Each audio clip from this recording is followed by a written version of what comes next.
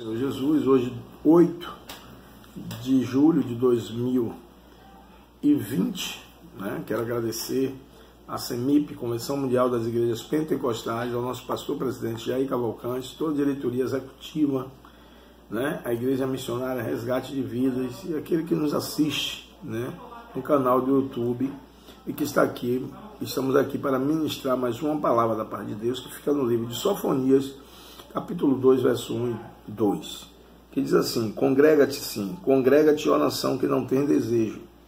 No 2 ele diz: antes que saia o decreto e o dia passe, como a pragana antes que venha sobre vós, a ira do Senhor, sim, antes que venha sobre vós, o dia da ira do Senhor. Amém?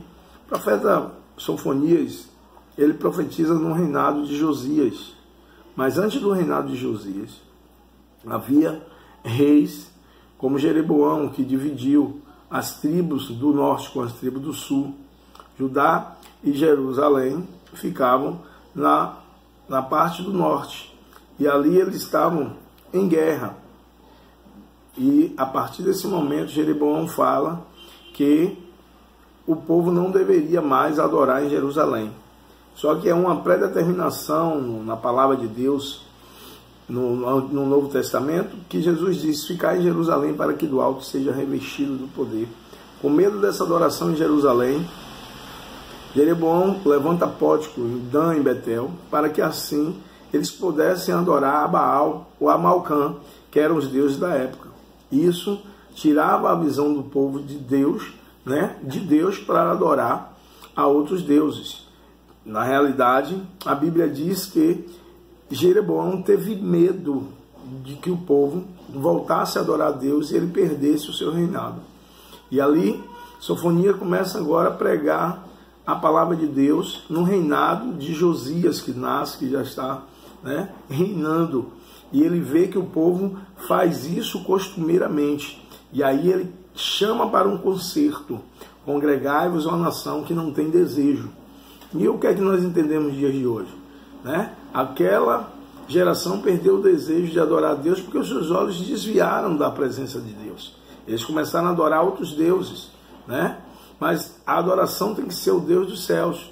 A Bíblia diz no Salmo 115: não a nós, Senhor, não a nós, nenhuma honra, nenhuma glória seja dada a nós. Os deuses deles são deuses de ouro e de prata, são deuses de madeira, tem boca e não fala, tem olhos, não vê, tem ouvido, mas não ouve. Tornem-se igual a eles aqueles que te adoram. E nós adoramos um Deus que tem mão e apalpa, que tem olhos e vê, tem ouvidos e ouve, tem boca e fala. Esse é o nosso Deus, onipresente, onipotente, onisciente. Esse é o Deus que nós servimos. Mas a exortação nesse momento é que o povo voltasse a congregar. O que é congregar? Estar junto. Na tua casa, na tua família Mas a Bíblia diz que Deus fala a Davi que ele não levantaria um templo, mas sim Salomão. Salomão levanta o templo para que a Arca da Aliança fosse colocada e a presença de Deus. E ali, no capítulo 7, 2 Crônica, verso 14, ele diz: se o meu povo, que chama pelo meu nome, se humilhar e orar, e me buscar e se converter dos seus maus caminhos, então eu ouvirei do céu, perdoarei os seus pecados e sararei a tua terra. Estarão atentos os meus ouvidos à oração feita neste lugar. Então, o templo é um lugar de adoração. Jesus, quando vê as pessoas vendendo no templo, ele pega o azorar e quebra tudo. E ali ele diz: a casa de meu pai é a casa de oração. Ele tem um zelo pela obra. Os discípulos chamam Jesus e dizem: vê quão tão bonito, quão tão belo é esse templo. Jesus disse: não ficará pedra sobre pedra que não venha a ser derribado. No capítulo de Atos do Apóstolo, ele diz que Deus não habita em templo feito por mão de homem, habita em mim e você. Mas congregar é quando eu e você estamos dentro de um espaço físico, em uma adoração onde a manifestação de Deus é lá presente, porque nós somos o corpo de Cristo. Deus nos escolheu, Jesus morreu por mim e por você. E ali o povo perdeu agora a sua vontade, o seu desejo de adorar. E ali ele construía a casa. No verso 13 do capítulo 1, ele diz assim: por isso serão saqueadas as suas fazendas, assoladas as suas casas. E edificarão casas, mas não habitarão nelas. E plantarão vinha, mas não lhe beberão o vinho. porque o dia do Senhor está perto, está perto. Ou seja, eles estavam preocupados em construir, eles estavam preocupados agora em uma estadia, né? Mas o profeta estava dizendo, o dia do Senhor está perto, né? É um dia de alarido, um dia de trombeta, um dia em que as torres gêmeas serão destruídas. As torres gêmeas, ou seja, aquilo que eles colocavam no coração deles, eles tinham como segurança. E Deus é o Deus da nossa segurança, o nosso refúgio, Salmo 46. O nosso refúgio é a nossa fortaleza, socorro bem presente na hora da angústia. A Bíblia diz que quando a arca da aliança é tomada da mão dos filisteus, a Bíblia diz que a arca da aliança estava com os filisteus e havia tumores que nasceram nele, porque eles tinham tomado da mão de Israel e tinham colocado no templo de Dagon. De manhã, quando eles iam ver a arca da aliança, a estátua de Dagon estava no chão.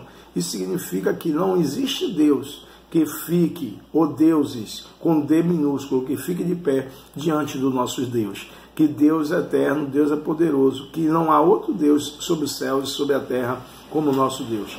E ali, Sofonias está dizendo assim, congrega a nação que não tem desejo. Nos dias atuais nós temos nosso sofá, nós temos nossa cama, nós temos nossa televisão.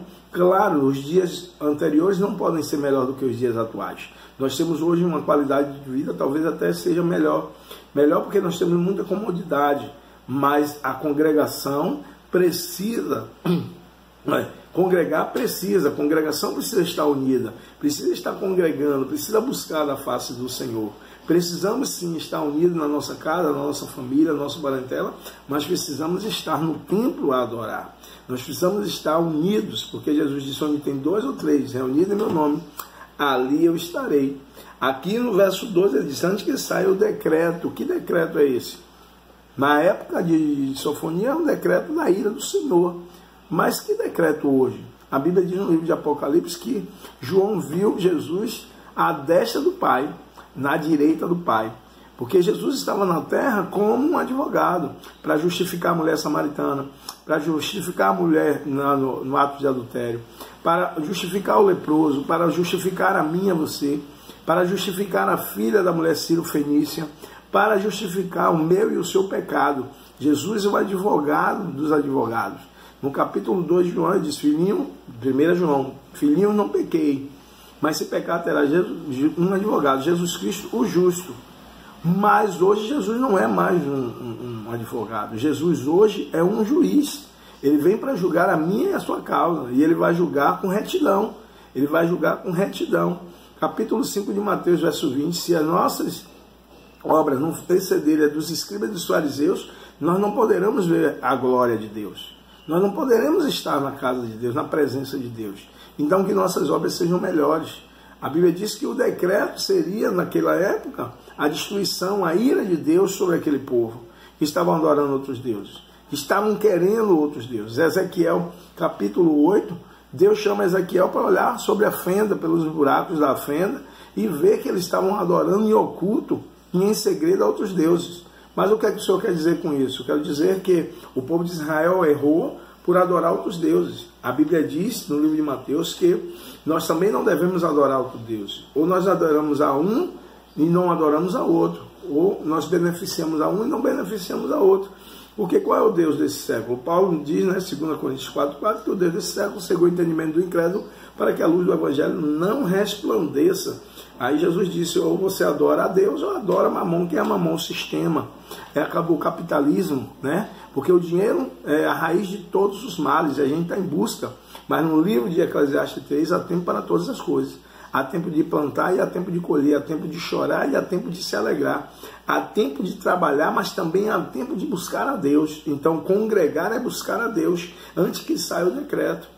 Congregar para que haja desejo, porque aquele povo não tinha mais desejo. O seu desejo era fazer a vontade da sua carne. Paulo ele fala sobre a vontade da carne e a vontade do Espírito. Nós prevalecemos na vontade do Espírito porque Deus é Espírito e Ele procura os verdadeiros adoradores, aqueles que te adoram em Espírito e em verdade. Né? O profeta Sofonias está dizendo, não, nós temos que congregar a nação que não tem mais desejo. E parece que ele está falando para essa época. De pessoas que não têm mais desejo, não arde mais no teu coração. Quando Jesus ele ressuscita, ele vai, né, conversando com 2 discípulos no caminho de Emaús, e quando Jesus ele abre, né, ele vai cear com aqueles discípulos, os olhos se abrem, e um diz para o outro: o meu coração esquentava quando ele falava. É isso, um desejo ardente no coração. Os nossos olhos precisam brilhar, os nossos ouvidos precisam estar atentos, né? É muito bom a gente recitar o Salmo 23, o Senhor é meu pastor e nada me faltará. Claro, não tem faltado nada, então não tem desejo de estar na igreja, não tem desejo de estar no templo, não tem desejo de adoração. Mas quando o decreto sair, né? Aí eu fui profeta, eu falei em teu nome, Jesus diz: afasta de mim, maldito, que eu não vos conheço, né? Isso são para aqueles que realmente acreditam naquilo que está escrito, porque eu não falei nada de mim, eu falei da palavra, e a palavra ela é verdadeira, e faça-se todo homem mentiroso e Deus verdadeiro. O desejo tem que arder dentro de mim e de você como igreja, de estar na presença de Deus, de sentir a presença de Deus, de se alegrar, porque sem Jesus nada podemos fazer, né? João capítulo 15, verso 5, sem mim nada podeis fazer. Jesus estava dizendo isso. E nós precisamos entender que tudo que nós temos e que conquistamos, Jesus que nos deu. Jesus que tem colocado na nossa mesa o pão de cada dia, nos dado livramento, nos dado saúde, nos livrado dessa pandemia. Então eu coloco hoje, né, essa palavra da parte de Deus como sofonia. Congrega e tem desejo, porque o povo não tinha mais desejo de congregar. Antes que venha um decreto e que nós não venhamos ser tomados de surpresa, né? É tempo de adoração, é tempo de alegria, é tempo de tristeza também, porque nós estamos vivendo essa pandemia, porque muitos estão de luto, mas nós, na presença de Deus, né, nós precisamos nos alegrar. E congregar é buscar a face de Deus, é dizer ao Senhor: nós precisamos de Ti, nós somos dependentes de Ti, porque a alegria de Davi era adorar o Senhor, estar na casa do Senhor com os profetas, e que nós tenhamos também esse desejo. Que Deus abençoe em Cristo Jesus.